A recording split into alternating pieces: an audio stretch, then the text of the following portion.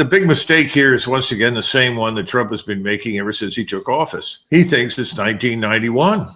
It's not. The world has moved on. No one's waiting around for Washington to catch up. So let's assume that he's successful and all the Europeans join hand in hand with us. It's sort of like we all chain ourselves together and jump in Lake Michigan together. They're not going to do it.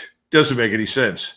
It's not going to have the effect that he wants. It would have been much easier if he had simply said, look, I've done all that I can do. I can't bring these parties together, but I'm no longer going to fund the war. I'm going to get out of it. I'm not going to fund it. I'm not going to support this regime any longer. But we never get that. We never get a comment from Trump that says this man Zelensky and this organized crime state that he has built, where he's got, what, $1.2, $1.5 billion in cash in various bank accounts that he's successfully pilfered and stolen from all the money that we've shipped over to Ukraine.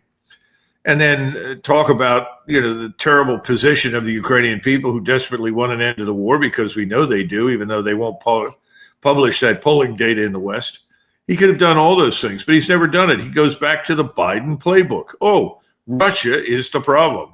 If we can only harm Russia further, then Russia will come to the negotiating table. It's not going to work. It's failed repeatedly. But, what's the definition of insanity? Doing the same thing over and over again, expecting a different outcome. That's Donald Trump. He's joined the insane club founded by his friend Joe Biden that preceded him. Well done, Joe. Now, one has to ask, though, whether it is Biden 2.0 or Trump 1.5. I don't know, because Trump is also simultaneously with this and a lot quieter authorized two $500 million packages for Ukraine to include air defense missiles and long-range missiles, offensive missiles as well, with the promise that he's going to authorize up to $1 billion per month for the next 10 months for NATO to purchase to funnel onto Ukraine. But as you and I have talked about many times, our industrial capacity is not sufficient to make that much. So the only thing he can do is take it from existing stocks, which will lower our capacities further. Do you see this potentially as the intent, just to keep making money for the defense industry? Well, I think that has to be taken into consideration. This is, I'm told by almost everybody in the administration that I talk to, that this is the most transactional administration in history. In other words, you put your money down for whatever it is that you want, and you're going to get it. I mean, they've effectively mortgaged off or sold off ambassadorships. Donate $2 million, you get to be ambassador in wherever you want to go. The same thing is true if you look at the Witkoff, Trump digital, currency exchange that is being set up that's attracted hundreds of millions of dollars of investment over in Qatar. I mean, all of this is sort of legalized grift, legalized dishonesty and deceit. I mean, I thought we were going to get past all of this, that we wouldn't be back where we were with Hunter Biden.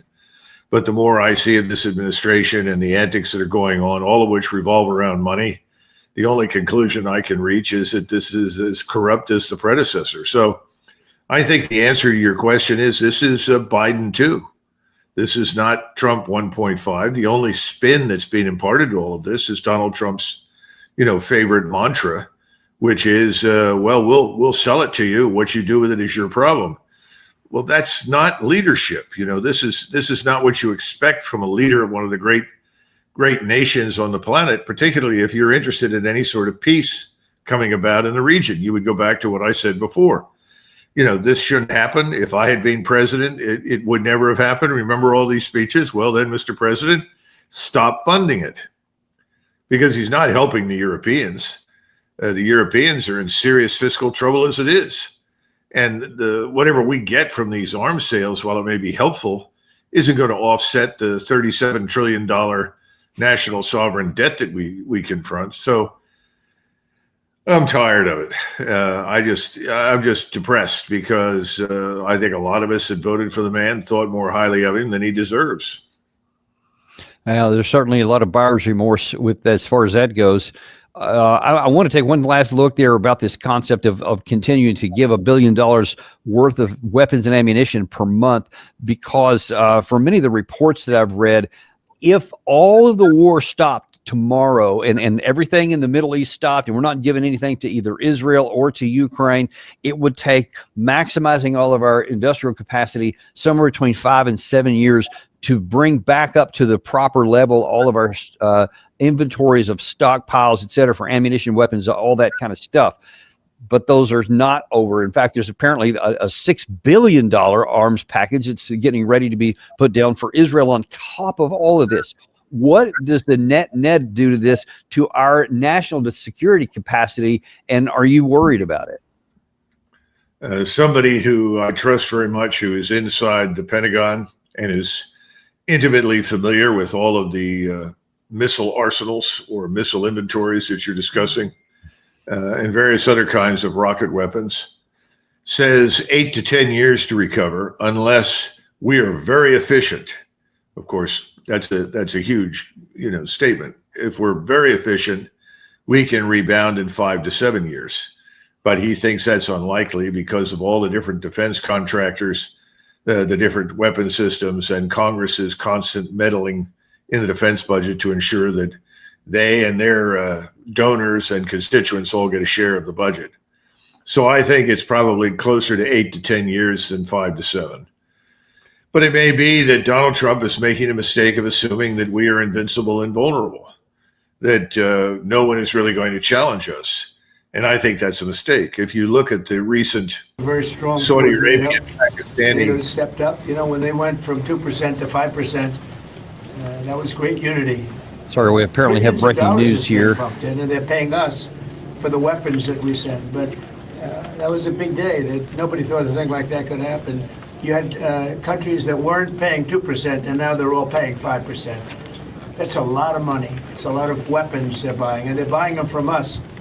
They're buying them from the U.S. In the old days, Biden gave them everything, gave them $350 billion worth of money and weapons. That's a lot of money and a lot of weapons, and we got really not much for it. We gave the money to Ukraine to fight, and they've proven they're very brave. I mean, look, they're fighting, and this is a war going on 3.5 years, and people thought it would be over quickly because Russia's a big military power, and Ukraine, I tell you, they are good fighters. Got to hand it to them. They have a lot of courage, a lot of guts. Thank you very much, everybody. Thank you. All right, thank you. That's kind of one of his common themes there is that, look, Biden just gave all this money, the weapons away, but we're selling it. So we're actually making money. But just before that, we went to that break there. You were saying like the most likely case is not 5 to 7, but maybe 6 to 8 years. And that's once it stops, but it hasn't stopped yet. Now we're still giving it away. So that would seem that it's only going to continue to erode our capabilities, however much longer this goes in. Do you worry about that if we should get sucked into a war? Well, that was the point I was trying to make, that the world has changed, and the weapon systems that can destroy us are on display in Russia right now, being used against Ukrainians. These weapons are proliferating. In other words, they're finding a home in other countries. And one of those, of course, is China, that has the largest manufacturing base in the world, and certainly the largest manufacturing base in the world devoted to military production. So the point is that he's essentially saying, look, I blackmailed our allies, and now they're paying up. Well, 5% from Bulgaria isn't a lot. 5% from Romania isn't a lot. 5% from Latvia or Finland is not a lot. In other words, we've got to be reasonable. And you're talking about uneven sums of money, uneven investments. There is no unity of effort. There is no unity of command in NATO. Purchases, buys, yes, most of it is going to be American military equipment, which is a great triumph, especially since we've seen a lot of evidence that our equipment doesn't perform very well. But of course, they're probably looking primarily at missiles and radars. Our radars are excellent, and I think most of our missiles are pretty good. But the whole thing is ridiculous. And what I was going to try and say about Saudi Arabia and Pakistan, if you look at this pact that they've got with China, that is pregnant with meaning. All sorts of things are going on with that. But the one thing you've got to keep in mind is that the Chinese will provide state-of-the-art missile technology, radar technology to both Pakistan and Saudi Arabia, and they will be paid handsomely in gold for it. And they're not the only ones. The Egyptians have conducted combined exercises with the Chinese, as the Iranians have, and the Chinese are providing some of the same technology to the Egyptians. So within the next few months, I suspect that you will see state-of-the-art missile batteries in Egypt that the Israelis can't cope with. And I think you're going to see the same thing happen in Saudi Arabia. I wouldn't be surprised if something similar happened in Turkey. In other words, China is changing the military balance in the region. And that change in that balance is something we cannot easily redress because they can outproduce us. And they're not alone. And they've had brilliant testing grounds called Ukraine. So they found out exactly what does and doesn't work. Bottom line is that that's the tip of the proverbial iceberg. That's also part of a change in the entire global economy where everybody is running away from the dollar. The dollar is plunging in value. We're debasing the currency. People are offloading it. The Chinese are offloading more treasuries. Everybody is trying to get rid of the dollar, which they see as a menace. They also see it as a weapon that can be used against them. They look at what we did to Russia. Well, we told the Russians, you're not going to have access to anything in the West anymore. We're cutting you out of SWIFT, and we're going to steal $300 billion of your money. So everybody looked at this and said, well, gee, then we need to find an alternative. And guess what? Yeah. They have an alternative, and that alternative is developing rapidly. China is at the heart of this thing. China is going to open gold vaults in Riyadh as well as in Hong Kong. What are these gold vaults for? They're almost warehouses. For instance, if the Chinese buy X amount of oil from the Saudis, for instance, the Saudis will be paid in gold. If the Saudis buy technology from China, the Chinese will be paid in gold. In other words, the yuan, which is their currency, is now gold backed. That's why they have been acquiring and hoarding as much gold as possible. I don't know what we have for gold holdings. I'm suspicious of any claims whatsoever. I hope we have at least half of what we claim. I just don't know. But the point is, this is a world in which right now we can't compete. So the de-dollarization goes hand in hand with the delivery of lethal missile technology to places like Saudi Arabia, the Emirates, Egypt, Turkey. And all of these states are aligned against Israel. So this is a big deal. That has to be viewed against the backdrop of what's already happened in Europe. NATO is disintegrating. This is not some strong, cohesive alliance, far from it. And the three principal allies, I call them the three amigos, London, Paris, and Berlin, are in bad shape. Their Lilliputian armies can't fight anybody. They're certainly not up to confront the battle-hardened Russian military establishment that has straightened out whatever was wrong and is now doing better than ever. So he's kind of in a fantasy world. He doesn't I assume he understands, but perhaps he doesn't understand what's happening to us economically, the debasement of our currency, the de-dollarization, and the destination for us is default. The sooner we do it, the better. But I don't think we're going to do it at all. I think we're just going to grind ourselves down to nothing, which I think is probably the preferred outcome for Wall Street. But it's disastrous for us as a people. Yeah, you say you don't know that he knows. He started off his UN speech today by talking about how the United States was the hottest country in the world, and we have the greatest economy by far. We have the greatest military by far. We produce more than everybody else. Sometimes you think, well, that's just him bloviating like he does. But then you have to ask, maybe he actually believes that, because if he's basing actions on that belief, then, as you say, we could be in a world of hurt. Now, you mentioned something about NATO, and I want to pivot there, because there's also things happening off the headlines there that are very important, probably should be on the headlines. And that is, here of late, there's been a lot of claims that Russia has been violating the airspace of Poland and Estonia, and since June, Romania, Norway, Finland, and Sweden. And so now all of a sudden, there's been a lot of alarm that's saying, all right, no more. We're going to have this Eastern Shield that NATO is going to put up there. We're going to use lots of additional alliance firepower to protect against what may come from Russia. And then now the verbal parts are starting to get heated up as well. And I want to start first of all with NATO Secretary General Mark Rutte, who's saying, if necessary, we'll shoot down Russian jets. If necessary, yes, we will shoot down a plane. Or, of course, we already shot down a drone, if necessary. And this exactly comes back to what I just mentioned, that we will always assess the situation, assess the immediate threat the plane poses, and acting quickly and decisively is exactly what happened in these two cases. And I'm really proud of our fighter jet pilots doing this, and our commanders in contact with them, coordinating all these activities. Clearly, what the Russians are doing is not acceptable. If it is intentional or not, at least it is reckless. And it should stop, absolutely. And what they will see now, over the last couple of weeks, is that whatever happens, we are there.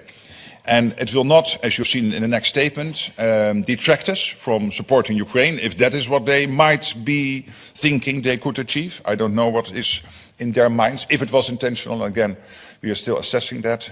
We will also keep on supporting Ukraine with even more vigor and more determination.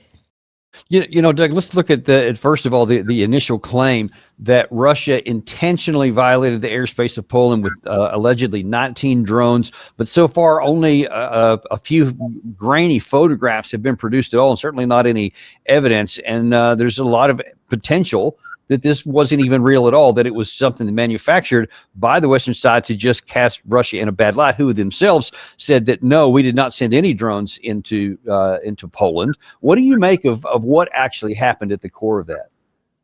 Well, first, let's admit that Rutte's words were bravely spoken.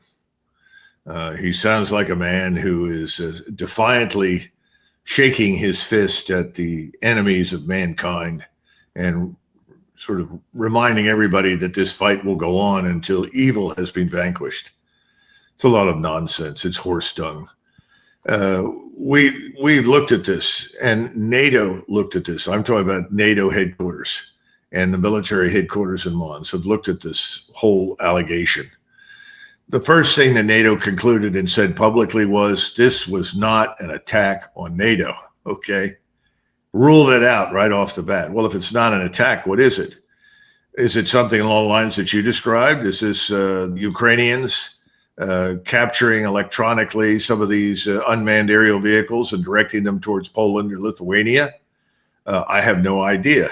Did someone in Norway up near the Arctic Circle sight a Russian unmanned aerial vehicle on the edge of the air defense identification zone and conclude that it had strayed into their airspace? I have no idea. I do know that the jets that were launched didn't seem to have much success against these targets in the air because less than 20% of them were struck. And I know from someone on the ground in Poland who checked it carefully that the debris that fell on a house in central Poland was not from an unmanned aerial vehicle. It seems to have come from an unexploded munition launched by one of the jets. I think the whole thing is hot air. It's nonsense. But what's depressing about the whole thing is that this is one more last gasp as an effort to drag us, the United States, into a war with Russia, because that's what it's all about. These are little nations. They have armed forces. The Polish army, by the way, is very, very good. It's probably better than the other three armies, German, French, and British. But it's too small to make a dent. About the only thing they can do is deploy another 10 or 15,000 troops to the border with Belarus or Ukraine. But to launch a major operation, an offensive on the ground, they don't have the depth, they don't have the experience, they don't have the organizational construct to support it. All of this is just hot air. And I think it's getting hotter by the day because the position of the globalists who've been running the show in Europe is eroding very, very rapidly. The three amigos are all going to go down. They're not going to survive. And this Polish president, President Nawrocki, had better read the tea leaves, because the only intelligent thing he said since he became president was his announcement that under no circumstances would any Polish soldiers fight in Ukraine against Russia. And he noted that roughly 10,000 Poles were killed inside Ukrainian uniform for fighting against the Russians. Nobody has an appetite for that in Europe at all. So Ruta is full of hot air, but he's also dangerous because he creates the illusion that there's some readiness for war which doesn't exist. And this could easily result in an accident. Somebody somewhere along the line of contact, which is the eastern front of NATO, could suddenly come into contact accidentally with something that's Russian, and you have an incident, and the whole thing erupts into an all-out war. I mean, I hope not. So I think the rhetoric needs to cool off because it's all nonsense. It's not going to happen.